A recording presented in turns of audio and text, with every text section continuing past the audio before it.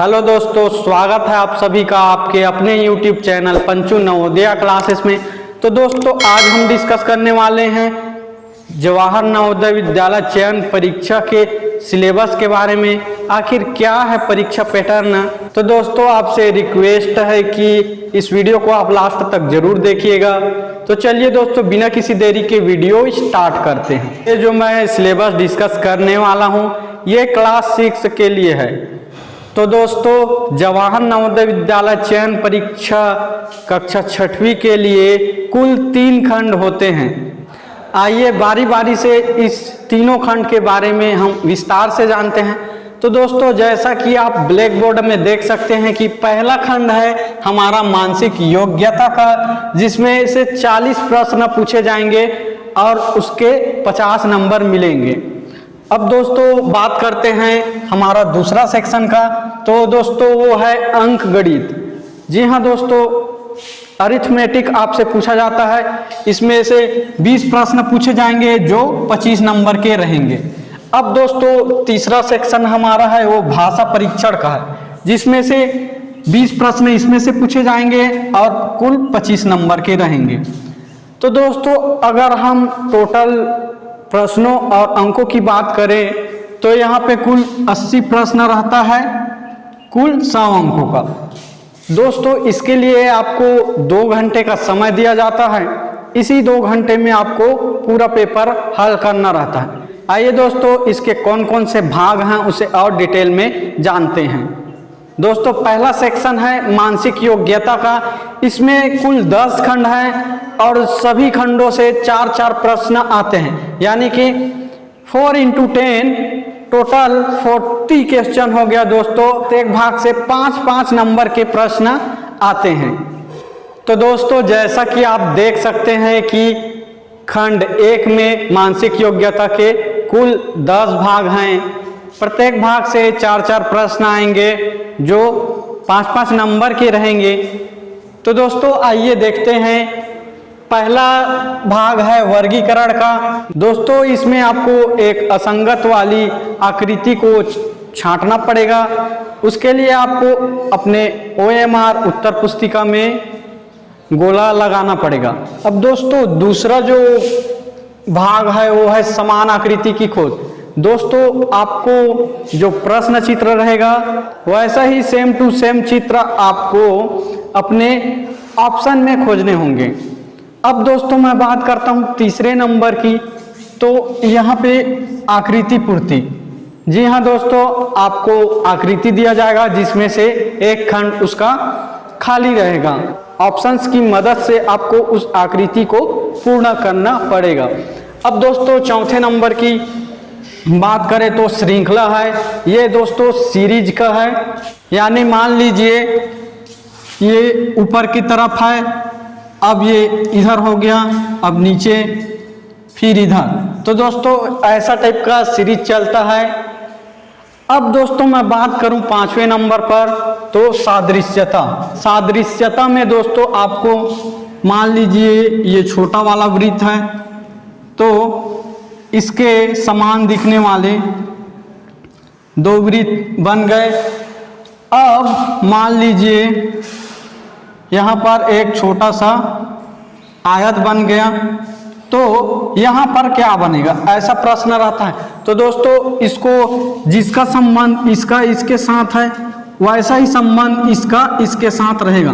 तो दोस्तों इसका सही उत्तर ऐसा हो जाएगा। आई होप दोस्तों कि आपको समझ में आ रहा होगा। अब 6ठे नंबर की बात करें तो यहाँ पर ज्यामिति आकृति पूर्ति। ज्यामिति आकृतियाँ, जैसे ज्यामिति किसे कहते हैं, जैसे कि आयत हो गया, वर्ग हो गया, त्रिभुज हो गया। तो इसी ज्यामिति आकृतियों के प्रश्न आपके ज्यामिति आकृति पूर्ण में आएंगे। इसमें भी मान लीजिए ये त्रिभुज है तो प्रश्न में कैसा आएगा इसका जी, ये त्रिभुज हो गया तो ये इसका अधूरा है इस भाग को। तो इसके लिए आपको 4 ऑप्शन दिए जाएंगे। इसी ऑप्शन को कौन सा ऑप्शन इसमें फिट हो रहा है उसी को आपको बताना पड़ेगा। दोस्तों जो बड़े बड़े टीचर हैं जवाहर नवोदय विद्यालय से संबंधित कोचिंग कराते हैं, उनका ये मानना है कि मानसिक योग्यता बहुत ही सरल है, इसमें 50 में 50 नंबर आसानी से लाया जा सकता है। बस अपने ऊपर एक कॉन्फिडेंस रहना चाहिए और प्रैक्टिस रहना चाहिए। दोस्तों अब बात करते हैं 7वें नंबर की। तो 7वें नंबर पे आपका दर्पण प्रतिबिंब यानी कि दोस्तों मिरर इमेज का प्रश्न पूछा जाता है। आपको बताना पड़ेगा कि मान लीजिए ये मिरर हो गया, ये इधर दिखाई दे रहा है, तो आपको ऑप्शन 4 दिए जाएंगे। ऑप्शन में आपको अपने OMR शीट में तो इसके दर्पण प्रतिबिंब का सही उत्तर है उसे आपको अपने OMR उत्तर पुस्तिका में गोला लगाना होगा। अब दोस्तों 8वें नंबर की बात करें तो यहाँ पर कागज कटिंग व मोड़ का भाग है। आपको कागज के टुकड़े दिए जाएंगे, उससे कौन कौन से, मतलब आपके प्रश्न में कागज के टुकड़े दिए जाएंगे और उसको मोड़ देंगे, 2-3 बार मोड़ेंगे। उसके बाद आपको बताना पड़ेगा कि इसको खोलने पर कौन सा आकृति बनेगा। जी हाँ दोस्तों, अब मैं बात करता हूँ 9वें नंबर की। तो 9वें नंबर पर आकृति निर्माण है। यहाँ पर आपको 3-4 टुकड़े मिल जाएंगे जिससे जोड़कर आपको एक आकृति निर्माण करना पड़ेगा और वैसे ही आकृति जैसा कि आपको प्रश्न में दिया गया है उसी आकृति के ऑप्शन को आपको टिक करना होता है, यानी कि उस पर गोला लगाना होता है। अब दोस्तों 10वें नंबर की बात करें तो छिपी हुई आकृति। आपको एक चित्र दे दिया जाएगा, मतलब आपके प्रश्न में चित्र रहेगा और उस चित्र से कौन सा आकृति बन रहा है, यानी कि उस चित्र से कौन सा और दूसरा चित्र बन रहा है उसी को आपको बताना पड़ेगा, उस आकृति में समाहित होती है। तो दोस्तों ये हो गया मानसिक योग्यता का पूरा 10 भाग और ये बहुत ही आसान है, बस आपको प्रैक्टिस और कंसंट्रेशन की जरूरत है। अब दोस्तों हम दूसरे नंबर की खंड की बात करते हैं तो इसमें अंकगणित का प्रश्न पूछा जाता है। इसमें कुल आपको 20 प्रश्न पूछे जाएंगे जो 25 नंबर के रहेंगे। तो दोस्तों आइए अब अंकगणित के हम कुछ भागों को देख लेते हैं, किस किस टॉपिक से प्रश्न पूछा जाता है। तो दोस्तों पहले नंबर पे हमने रखा है संख्या पद्धति को, यानी कि दोस्तों आपको इससे पूछ लेगा कि 4 अंकों की बड़ी संख्या, 5 अंकों की छोटी संख्या, इससे संबंधित आपको प्रश्न इसमें पूछ लेता है। अब दोस्तों दूसरे नंबर की बात करें तो लघुत्तम समापवर्तक। दोस्तों आपको लघुत्तम समापवर्तक यानी कि LCM भी पढ़ना पड़ता है इसमें। अब तीसरे नंबर की बात करते हैं तो महत्तम समापवर्तक यानी कि हाईएस्ट कॉमन फैक्टर HCF।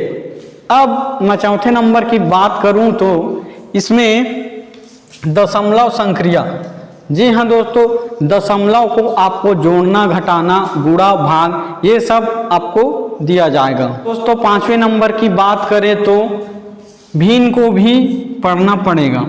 दोस्तों इसके अलावा 6वें नंबर पर रेलगाड़ी से संबंधित जो डायरेक्ट फार्मूला बेस क्वेश्चन रहता है चाल व दूरी से, उससे भी आपको प्रश्न पूछा जाता है।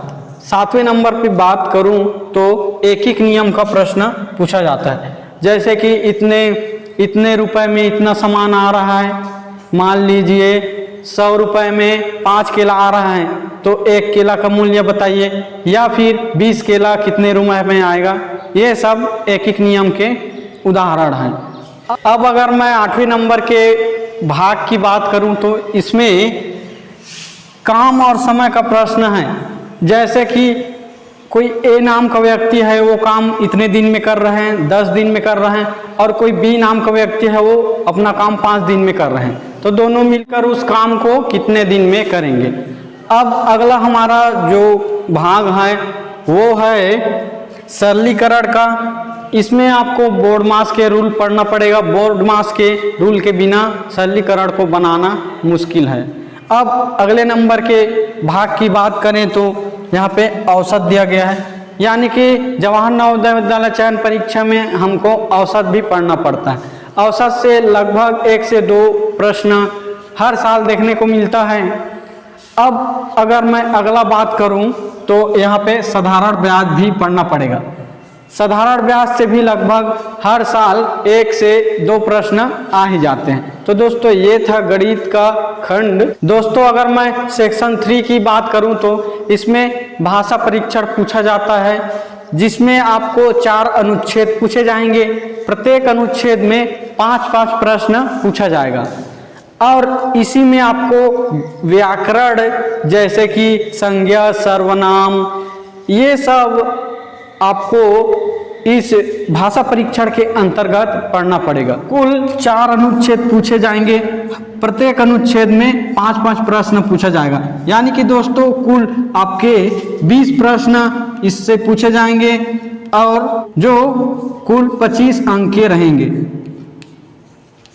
इस भाषा परीक्षण में आपको अनुच्छेद को पढ़ना है और उसी अनुच्छेद को पढ़कर आपको उत्तर उसमें ढूंढना पड़ता है। यानी कि अगर मैं सरल शब्दों में कहूँ तो उसी को पढ़ना है और उसी में खोजकर आपको उत्तर बताना रहता है। तो दोस्तों ये था जवाहर नवोदय विद्यालय के लेटेस्ट सिलेबस के बारे में। आई होप कि दोस्तों ये वीडियो आपको बहुत पसंद आया होगा।